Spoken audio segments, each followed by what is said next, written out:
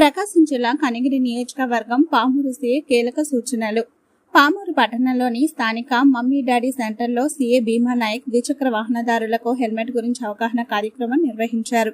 ఈ సందర్భంగా ఆయన మాట్లాడుతూ సోమవారం నుంచి ప్రతి ఒక్క ద్విచక్ర వాహనదారుడు తప్పనిసరిగా హెల్మెట్ ధరించాలన్నారు. లేకపోతే కఠిన చర్యలకు తీసుకుంటామని హెచ్చరించారు.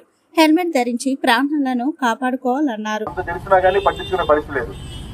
ఇప్పుడు హైకోర్టు కూడా నిన్న మొన్న చూస్తే హైకోర్టు కూడా క్లియర్ కట్ గా అందరికి ఒక వార్నింగ్ లాగా ఇచ్చింది. ఆ వార్నింగ్ మన ప్రాణాలు కాపాడుకోవడానికి వార్నింగ్ ఇచ్చిందే గానీ ఇంకో దానికి కాదు.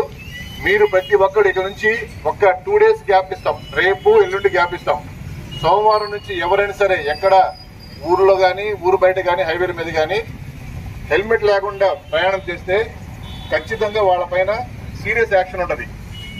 ఇది ప్రతి ఒక్కరు గమనించాలి. సీరియస్ యాక్షన్ ఉంటది.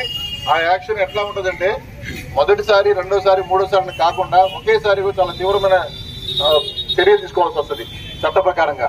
సో అందువల్ల ప్రతి ఒక్కళ్ళు కూడా ఒక 2 రోజులు టైం ఇస్తున్నాము. రేపు ఎల్లుండి సోమవారం నుంచి ప్రతి ఒక్కళ్ళు హెల్మెట్ ధరించాలి.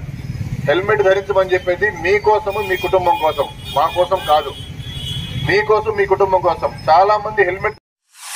తెలుగు రాష్ట్రాల్లో సరికొత్త వరవడితో ప్రతి క్షణం ప్రజాపక్షం నిలిచేందుకు minute to minute live updates తో పాలిటిక్స్ టు ఎంటర్టైన్మెంట్, ఎప్పటికప్పుడు తాజా వార్తలు, సరికొత్త విశ్లేషణతో మీ ముందుకు వస్తోంది APNTS తెలుగు న్యూస్ ఛానల్.